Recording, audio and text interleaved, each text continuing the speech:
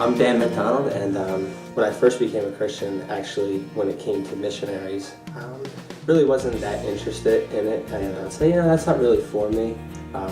Maybe that's for you, but I know my mission here is to live here in New Jersey and to share the gospel here. Looking back now, I don't know how I was able to read verses like Matthew 28 and just dismiss the commandment for us to go into all the world and to proclaim the gospel. So I really needed my mind to be renewed. I really needed my heart to be changed in that aspect. So where it all started with the combination of conversations that I had had with Duclair about going to Haiti and reading a book called Radical, which at the end of that book, he gives a challenge to go and spend some time outside of where you are in a different context. So I started praying about it and was thinking there should be another place I could go besides Haiti for my first missions trip. But just like Scripture says, but God, there really wasn't any fighting that because God specifically did call me to go on mission, and Haiti came into the picture. So what God has and is teaching me from missions, and even specifically going to Haiti the last 2 years, is a quote, first of all, that Duclair had said, is that we can learn to live with a lot less.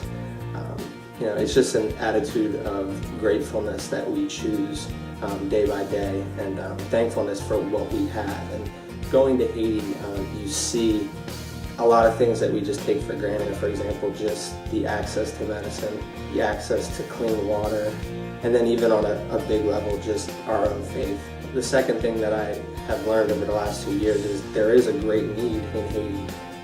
With learning that and going there, I've been able to see what selfless service is all about. Before I had gone on these mission trips, I really didn't serve God, even within the church. So learned a lot about service, learned a lot about working together as a team. One of the third things that I learned is joy, which is a supernatural gift from God, is not altered by our circumstances.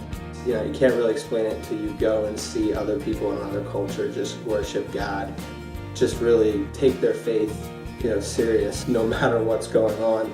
And worship is another thing I learned a lot about.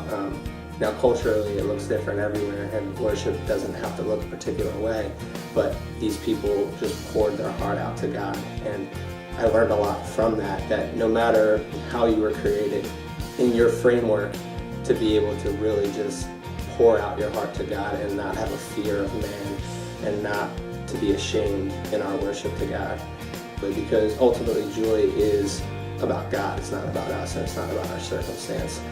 Lastly, I've been learning a lot about internally versus external. God is always looking upon our hearts, and when you go to, in particular, a third world country, things are not always going to go smooth and as planned as we try to have it happen here.